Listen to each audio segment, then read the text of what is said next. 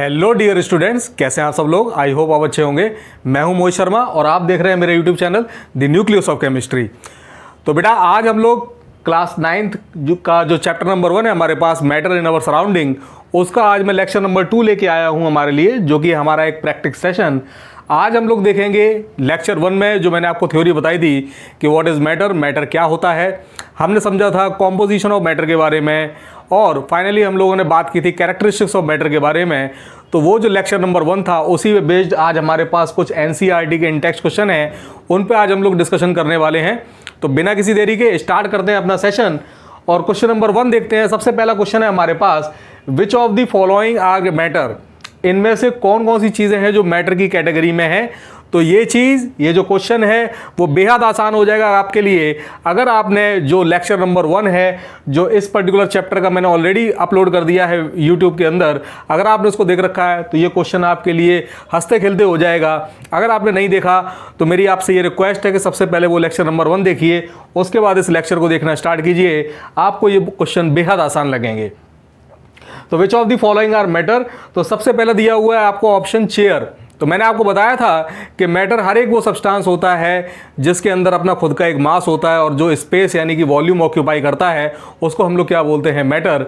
तो ज़रा जानने और समझने की कोशिश कीजिए, क्या चेयर एक ऐसा सब्सटेंस है जो मैटर की तरीके से कंसीडर किया जा सकता है। क्या चेयर एक ऐसी फॉर्म है मैटर की जिसके अंदर मास होता है और क्या वो वॉल्यूम ऑक्यूपाई करती है। तो आप कहेंगे हाँ, यस डेफिनेटली चेयर हमारे पास एक ऐसा सब्सटेंस है जिसका अपना खुद का एक मास भी होता है और जो स्पेस यानी कि वॉल्यूम भी ऑक्यूपाई करती है। इसका मतलब चेयर जो है वो आपका एक मैटर है। ओके, नेक्स्ट है हमारे पास एयर। याद कीजिए लेक्चर नंबर 1 अगर आपने देखा हुआ है तो एयर को मैंने प्रॉपर उससे अंडरलाइन किया हुआ था, मैंने रेड सर्कल किया हुआ था और मैंने आपको बताया था कि बच्चों को कंफ्यूजन होती है एयर के अंदर, उनको समझ नहीं आता कि एयर मैटर है या नहीं। तो मैंने आपको बताया था कि एयर में ये कंफ्यूजन क्यों है, क्योंकि एयर दिखाई नहीं देती, सिर्फ महसूस होती है। लेकिन मैंने आपको एग्जाम्पल दिया था बैलून का और टायर का।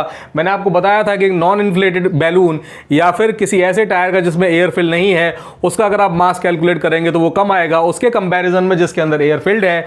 यानी एयर का अपना खुद का एक मास होता है और ऑब्वियसली क्योंकि एयर को जब आप किसी बैलून के अंदर फिल करते हैं तो बैलून के साइज में चेंजेस आते हैं। इसका मतलब ये है कि एयर वॉल्यूम भी ऑक्यूपाई करती है।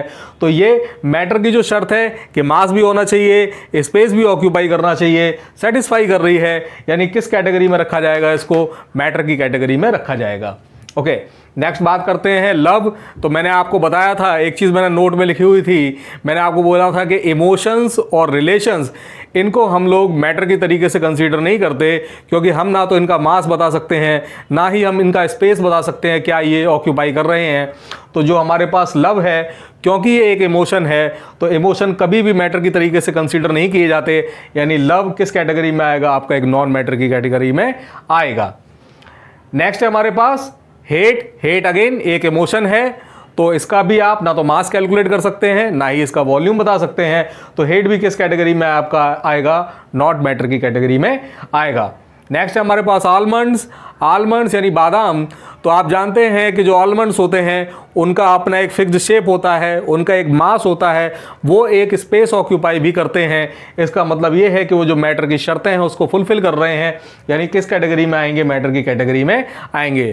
थॉट अगेन एक ऐसी चीज़ हो गई जो कि हमारा इस बात को क्लैरिफाई करती है कि थॉट को आप ना तो ये बोल सकते हैं कि थॉट का कोई मास होता है, ना ही आप ये बोल सकते हैं कि थॉट का कोई स्पेस होता है। आप क्या सोच रहे हैं, कितना सोच रहे हैं, उसका कोई मास नहीं होता। कितना वो स्पेस ऑक्यूपाई कर रही है, ये सब फालतू की बातें हैं, हम उसको जस्टिफाई नहीं कर सकते। तो क्योंकि थॉट हमारे पास एक ऐसी चीज़ है जिसका ना तो कोई मास होगा ना ही वॉल्यूम, यानी मैटर की जो कंडीशन है उसको सेटिस्फाई नहीं कर रहा। इसका मतलब जो थॉट है हमारा वो किस कैटेगरी में आएगा, आपका नॉट मैटर की कैटेगरी में आएगा। नेक्स्ट हम लोग बात करते हैं कोल्ड। तो कोल्ड का मतलब क्या होता है, कोल्ड का मतलब कोल्ड है या फिर हॉट है, ये है सेंसेस। हम किसी चीज़ को सेंस करते हैं। तो अगर आपने किसी चीज़ को टच किया और वो आपको सेंस ऑफ कोल्डनेस दे रहा है तो ये क्या है, हमारे पास कोल्ड क्या है, ये सेंसेस हैं। सेंस का कोई मास नहीं होता, सेंस कोई वॉल्यूम ऑक्यूपाई नहीं करता। तो कोल्ड, हॉट, ये सारे क्या हैं आपके सेंसेस हैं। सेंसेस का क्योंकि ना तो मास होता है ना ही वो वॉल्यूम ऑक्यूपाई करते हैं, इसका मतलब ये जो है जो कोल्ड है आपका वो भी अगेन किस कैटेगरी में आएगा, आपका नॉट मैटर की कैटेगरी में आएगा। एंड फाइनली हमारे पास कोल्ड ड्रिंक, तो कोल्ड ड्रिंक आप जानते हैं मार्केट से परचेज करके लेके आते हैं। कोल्ड ड्रिंक का अपना एक खुद का एक मास होता है, वो एक वॉल्यूम ऑक्यूपाई करती है। मार्केट से जब आप परचेज करने जाते हैं कोल्ड ड्रिंक को, तो आप हाफ लीटर की कैन लेके आते हैं या 1 लीटर की कैन लेके आते हैं या 2 लीटर की कैन लेके आते हैं। ये लीटर क्या बता रहा है, लीटर बता रहा है वॉल्यूम।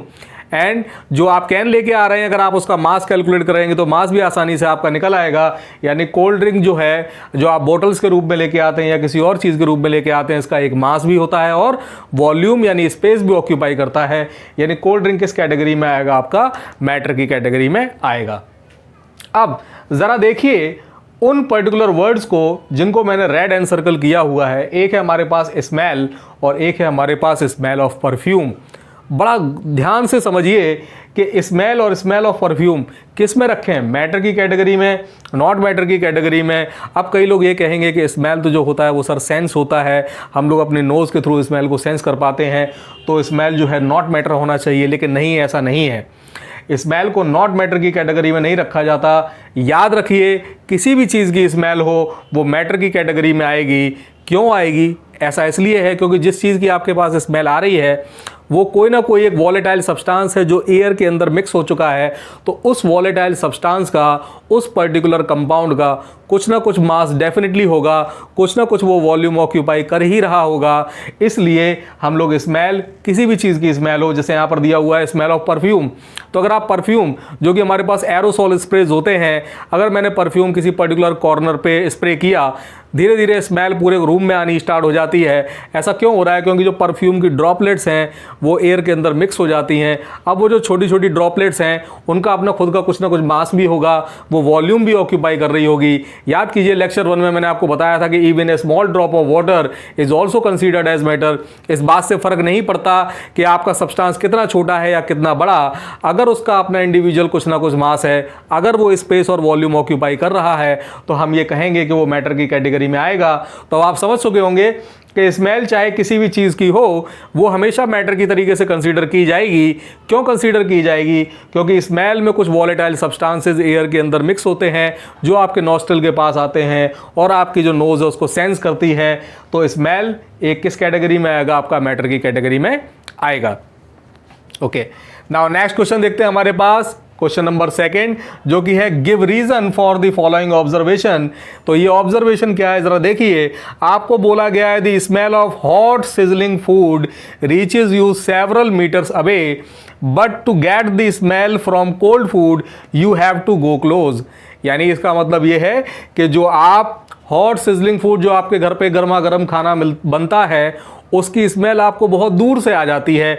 आपकी किचन, आपके कमरे में चाहे कितनी भी डिस्टेंस क्यों ना बनी रहे, अगर आपके पास घर में मम्मी आपकी या फिर कोई भी मेड है खाना बना रही है, तो आपने देखा होगा कि जब खाना बन रहा है और बहुत अच्छा खाना बनता है तो उसकी स्मेल हमें काफ़ी दूर से आ जाती है। हमको समझ में आ जाता है कि कुछ ना कुछ अच्छा बन रहा है हमारी किचन के अंदर। तो ये ऐसा क्यों हो रहा है? बहुत दूर से ही अपने को स्मेल क्यों आ जाती है? और वही फूड जब ठंडा हो जाता है तो हमें उसकी स्मेल नहीं आती, हमें उसकी स्मेल लेने के लिए उसके करीब जाना पड़ता है। ऐसा क्यों हो रहा है जानने और समझने की कोशिश करते हैं। तो देखिए, जब आपका फूड हॉट कंडीशन में होता है तो होता क्या है, हमारे पास जो भी आपका फूड बन रहा है वो हॉट होने की वजह से उसके कुछ जो पर्टिकुलर सब्सटेंसेस हैं वो वॉलेटाइल हो जाएंगे, यानी कि वो वेपराइज होकर आपके एयर के अंदर मिक्सअप हो जाएंगे। और एयर के अंदर मिक्सअप होने की वजह से उनकी जो काइनेटिक एनर्जी है, क्योंकि वो गैसियस कंडीशन में है, तो काइनेटिक एनर्जी बहुत ज़्यादा बढ़ जाएगी। काइनेटिक एनर्जी का मतलब होता है that form of energy which is because of the movement of anything. किसी के मूवमेंट की वजह से जो एनर्जी होती है that is known as the kinetic energy. तो गैसेस के मॉलिक्यूल्स में ये एनर्जी मैक्सिमम होती है क्योंकि गैसेस के पार्टिकल्स रैंडमली मूव करते हैं, बहुत तेज़ी से मूव करते हैं। तो क्योंकि आप जब हॉट होता है आपका फूड, तो क्या होता है, फूड के कुछ पार्टिकल्स वेपोराइज होते हैं। वेपोराइज होकर वो गैसियस कंडीशन में आते हैं, उनकी काइनेटिक एनर्जी राइज करती है, काइनेटिक एनर्जी बढ़ती है, एयर के अंदर बड़े आराम से मिक्सअप हो जाते हैं and because of this high amount of kinetic energy आपको जो फूड की स्मेल है, हॉट सिजलिंग फूड की जो स्मेल है वो काफ़ी दूर से आ जाती है। लेकिन जब वही फूड आपका ठंडा हो जाता है तो वो जो आपका खाना है वो वेपोराइज नहीं होता, उसके जो फूड पार्टिकल्स हैं वो वेपर्स की कंडीशन में नहीं आ पाते, काइनेटिक एनर्जी काफ़ी कम होती है, काइनेटिक एनर्जी कम होने की वजह से वो स्प्रेड नहीं हो पाते प्रॉपर और आपको स्मेल लेने के लिए क्या करना पड़ता है, फूड के करीब आना पड़ता है। तो आई थिंक समझ में आया होगा ये क्वेश्चन। तो हॉट सिजलिंग फूड की स्मेल दूर से क्यों आ रही है? क्योंकि जब खाना गर्म होता है तो क्या होता है, फूड के कुछ सब्सटेंसेस वोलेटाइल नेचर के होते हैं, वो वेपोराइज होते हैं और उनकी काइनेटिक एनर्जी क्योंकि बहुत ज़्यादा होती है तो वो एयर के अंदर मिक्सअप हो जाते हैं and because of their movement उसकी जो स्मेल है हमें काफ़ी दूर से आ जाती है। लेकिन वही जब खाना ठंडा होता है तो ऐसा नहीं हो पाता, काइनेटिक एनर्जी कम होती है फूड पार्टिकल्स की, तो हमें उसके करीब जाना पड़ता है स्मेल लेने के लिए।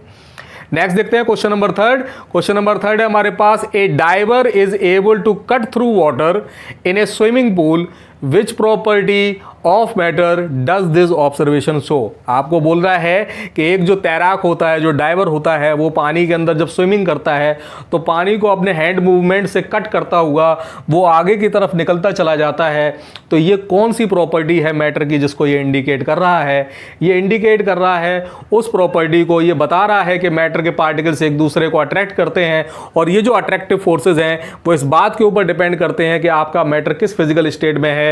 अगर आपका मैटर सॉलिड स्टेट में है तो ये फोर्स ऑफ अट्रैक्शन मैक्सिमम होंगे और आप किसी तरीके का मूवमेंट नहीं कर पाएंगे। मैंने कल आपको एग्जांपल भी बताया था। और अगर हमारे पास में लिक्विड है तो लिक्विड के अंदर मूवमेंट मुश्किल ज़रूर होता है, लेकिन सॉलिड के कंपैरिजन में फिर भी आप मूव कर सकते हैं क्योंकि लिक्विड के अंदर जो मॉलिक्यूल्स होते हैं उनमें फोर्स ऑफ अट्रैक्शन सॉलिड के कंपैरिजन में काफ़ी कम होता है। तो वाटर क्योंकि लिक्विड कंडीशन में है तो डाइवर उसको कट क्यों कर पा रहा है? क्योंकि लिक्विड के मॉलिक्यूल्स के बीच में जो फोर्स ऑफ अट्रैक्शन है वो उतना ज़्यादा नहीं होता कि वो प्रॉपर उसको कट ना कर पाए। कम फोर्स ऑफ अट्रैक्शन की वजह से जो आपका डाइवर है वो बड़े आराम से क्या कर पाता है, उसको कट कर पाता है और ये स्विमिंग में भी उसको क्या करता है, हेल्प करता है। तो ये जो प्रॉपर्टी है वो क्या कहलाती है हमारे पास कि मैटर के पार्टिकल्स क्या करते हैं, एक दूसरे को अट्रैक्ट करते हैं एंड ये जो अट्रैक्टिव फोर्सेज हैं वो इस बात पे डिपेंड करते हैं कि आपका मैटर किस फिजिकल स्टेट में एग्जिस्ट कर रहा है। लिक्विड में स्टेट में एग्जिस्ट करता है तो इंटरमीडिएट होगा, सॉलिड में मैक्सिमम होगा और गैसेस के केस में ऑलमोस्ट नेग्लिजिबल मानकर हम चलते हैं। नाउ लास्ट क्वेश्चन है हमारे पास, क्वेश्चन नंबर 4, जो कि है what are the characteristics of the particles of matter. बहुत डिटेल में मैंने आपको इसको लेक्चर नंबर 1 में बताया था। यहाँ पर बस खाली मैं आंसर के रूप में आपको बस वो प्रॉपर्टीज बताने जा रहा हूँ जो कैरेक्टरिस्टिक्स कहलाती हैं पार्टिकल्स ऑफ मैटर की। तो याद कीजिए मैंने आपको पहला कैरेक्टरिस्टिक बताया था कि जो मैटर के पार्टिकल्स होते हैं उनके बीच में स्पेस एग्जिस्ट करता है। इसको एग्जाम्पल के थ्रू भी मैंने आपको बताया था, ठीक है। सेकंड देखिए, सेकंड हमारे पास कैरेक्टरिस्टिक क्या है? सेकंड कैरेक्टरिस्टिक में याद कीजिए मैंने आपको बताया था कि जो मैटर के पार्टिकल्स होते हैं वो कंटिन्यूअसली मूव करते हैं, वो रैंडमली मूव करते हैं। गैसेस के केस में थोड़ा सा इंटरमीडिएट मूव करते हैं, लिक्विड के केस में, और सॉलिड के केस में जो मोशन होते हैं वो वाइब्रेटरी मोशन होते हैं। ये हमारी सेकंड कैरेक्टरिस्टिक है। एंड फाइनली थर्ड कैरेक्टरिस्टिक हमारी थी एनसीईआरटी की कि जो मैटर के पार्टिकल्स होते हैं वो एक दूसरे को क्या करते हैं, अट्रैक्ट करते हैं। तो ये हमारे पास थे characteristics of the particles of matter जिनके बारे में हम लोगों ने स्टडी किया। तो आज हम लोगों ने एनसीईआरटी के कुछ इंपॉर्टेंट इन-टेक्स्ट क्वेश्चंस के बारे में समझा। हमने समझा कि कौन कौन से हमारे पास मैटर हैं। फाइनली हमने ये जाना कि जो हमारे पास स्मेल होती है हॉट सिजलिंग फूड की वो जल्दी क्यों आ जाती है in comparison to cold food. And finally हमने ये भी देखा कि जो डाइवर होते हैं वो वाटर को कट करते हुए आगे कैसे बढ़ते जाते हैं और कैरेक्टरिस्टिक्स ऑफ मैटर क्या होती हैं, इन सब के बारे में हम लोगों ने जाना। कल हम लोग बात करेंगे फिजिकल क्लासिफिकेशन ऑफ मैटर के बारे में। डिटेल्ड में आपसे मैं डिस्कशन करूंगा सॉलिड स्टेट और हमारी लिक्विड स्टेट और गैसेस स्टेट के बारे में। एंड ये जो सॉलिड स्टेट और लिक्विड स्टेट और गैसेस स्टेट है इनका इंटर कन्वर्जन आपस में कैसे होता है इसके बारे में हम लोग डिस्कशन करेंगे लेक्चर नंबर 3 में। तो आई होप आपको ये लेक्चर अच्छा लगा होगा। अगर ये लेक्चर अच्छा लगा है तो डेफिनेटली इस सेशन को लाइक कर दीजिए। जो नए मेंबर्स हैं जो पहली बार इस वीडियो को देख रहे हैं चैनल को सब्सक्राइब कर लीजिए। और अगर किसी क्वेश्चन के रिगार्डिंग, इसके आंसर के रिगार्डिंग कोई भी डाउट हो, कैसा भी डाउट हो, तो प्लीज़ मुझे कमेंट सेक्शन में ज़रूर बताइए। मैं आपके हर एक डाउट्स को, हर एक क्वेरी को सॉल्व करने की भरपूर कोशिश करूंगा। Thank you very much.